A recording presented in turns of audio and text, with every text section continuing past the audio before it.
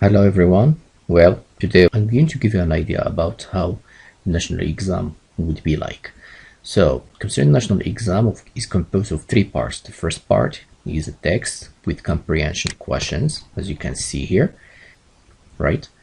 And the second paper, in which we have the questions of comprehension, and as you can see, we have here A, B, C, D, and we have here E, F. So the second part of the national exam is language, which is on 15 points. And it's composed of all the grammar lessons that we have studied along this year. And again, we have here A, B, C, D, E, F, and G.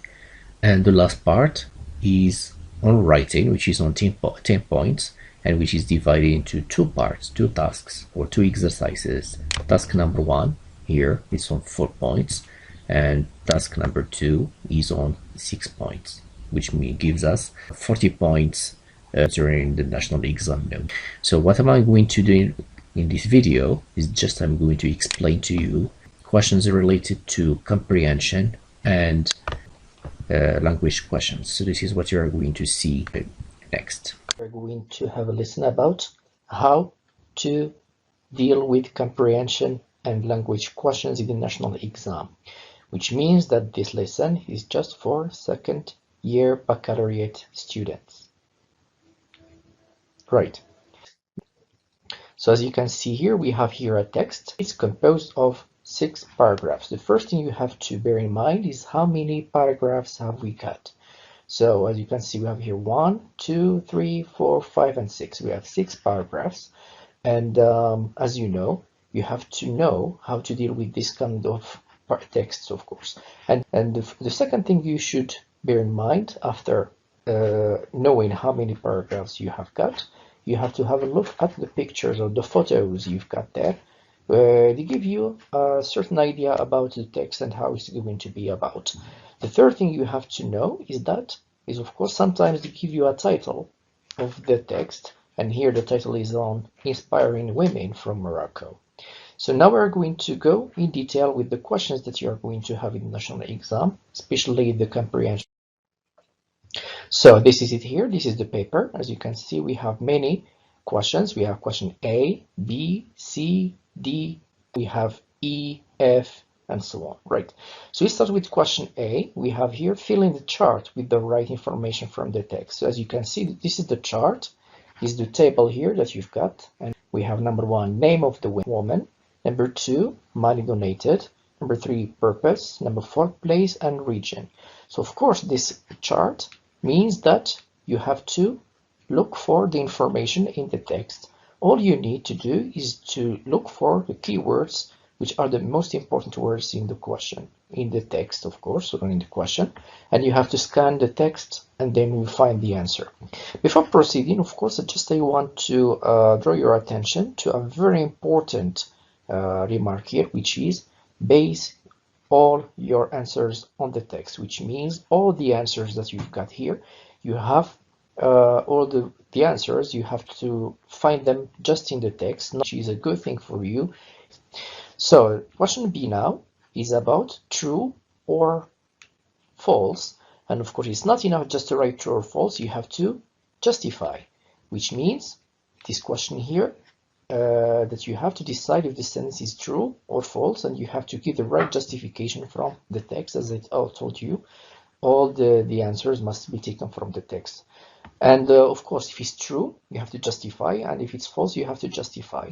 So as I told you here, in order to, again, you should look for the keywords and compare them with the questions, which means you have to read the sentence from the beginning till the end, and then you are going to read the text and you have to compare both answers, and then you can decide if it's true, you justify, and if it's false, you justify.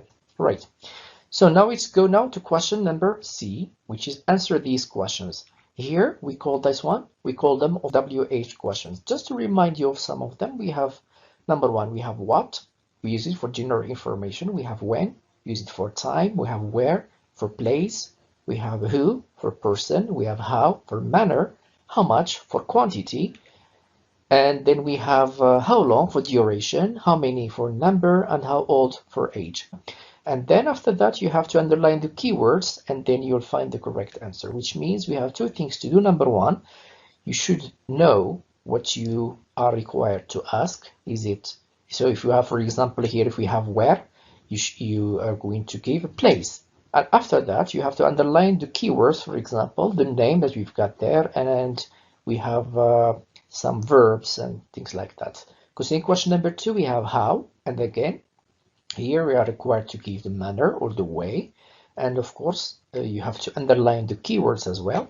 And the last one, we have who, which is about a person. Here you should write the name of a person. It can be a name, proper name, right? Now let's move on to question D. Question D, we have complete the following sentences with the information from the text. This question means that you have to finish the ideas, which means they give you the beginning of an idea or the first part of an idea, and you have to finish it from the text. Again, here, all you need to do is to look for the keywords, the most important words in the text. Then you scan the text, and then you will find, I'm sure, you're going to find the answer. Right, now we're going to move now. Question E, we are still in the comprehension questions section. We have the question here, find in the text words that mean the same as. Here, the question means that you have to look for the synonym of the given words. Here, so here the answer can be single word, which means just one word, or a group of words. For example, here number 1, we have a large amount of money. They give you here, the word where you are going to find. For example, the first one is in paragraph number 1, and the second word is in paragraph number 5. Now let's go now to question F. Question F says, what do the underlined words in the text refer to? It means that you have to find the reference of the underlined words, which, for example, here we have each word found in a paragraph. For example, we have the first word is in paragraph number 1, which is the country. You have to go back to the word which is there, and you go back and tell us which country is mentioned there. We have the school. Of course, you should give the name of a school which is there, or which school. Is it a primary school? Is it whatever it is? So you should write the name, either the function, either the place, and so on. So I think here, the first part of our exam, we have finished it. Of course, I'm going to give you more examples in the coming videos, during the coming lessons, so as to have a good idea about these kind of things. So this is all concerning section number 1, which is about the comprehension questions section. Now we're going to move now to the second part, which is about the language section. In the language section, as you can see here, we have next to it, we have 15 points. As you can see here, concerning language, we have question A.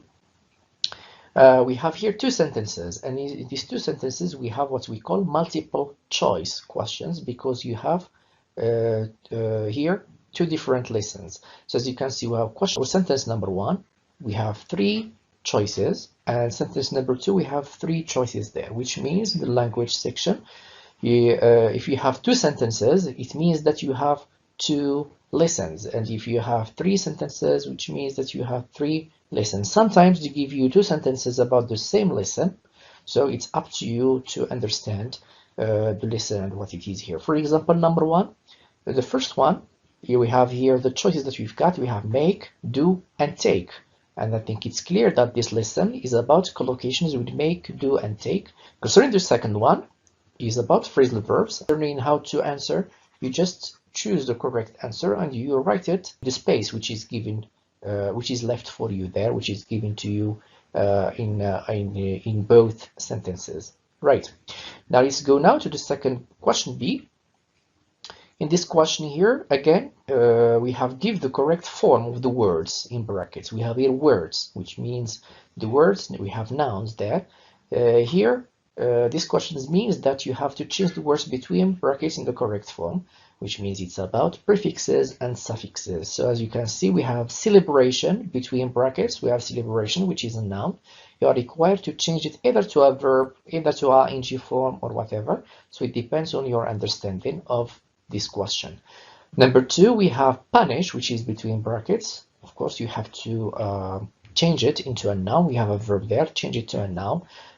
So let's go now to question C. Again here, concerning question C, we have 3 sentences. We have sentence number 1, number 2, and number 3. Again, as I told you in question A, the same thing can be applied in question C. So in question C, we have 3 sentences, which means that you have 3 lessons. So each sentence represents a lesson. So the first sentence is about reported speech, as you can see it here. Why is it a reported speech? Because we have the first, if you compare this sentence with the other ones, as you'll find that we have the inverted commas there, and we have asked and we have wanted to know. So as you can see here, we have the challenge to know if it's which lesson is that and which part of lesson is it. Here, as you can see, is about WH questions. Number 2, we have they will equip highways with sophisticated cameras. We have highways. The sentence starts with highways, which means is about the passive voice. Question number 3, I guess you guessed the meaning of it, or which lesson is that. It's about conditional type 3. They give you the first part of the sentence, and you have to finish the rule, and you'll get the full point. Of course, sometimes they give you the half, sometimes they give you the whole sentence to do, so it depends. Right, now we're going to move to question D. Let's read the question here. We have put the verbs in brackets in the correct form. So here, the verbs between brackets is about, you have to give here the correct tense of the verb. Now we finished with A, B, C, and D. Let's go now to questions, which is E. Here we have fill in the blanks with the appropriate words from the list. Again, here you are given multiple choice questions again, which means you're having 2 different lessons. The first one is just a look at the options that we've got. We have despite, since, and whereas. Here we have 3 choices, 3 options. So I think you got the lesson. It's about the linking words, right? The second one, I can't remember the person sent this video. The second one, relative pronoun. You have who, which, and whose. Here you have, as you can see, I think this is the classic example of functions. You're going to have a chart, expressions on the first side and functions on the other side. You have to define which function that you've got. So you should here memorize at least 3 expressions of each function. It's a very easy question, so don't miss it. So I think that's all for concerning the last example, concerning question F. I think that's it. This is the end of this video. We're going to meet in another video with other lessons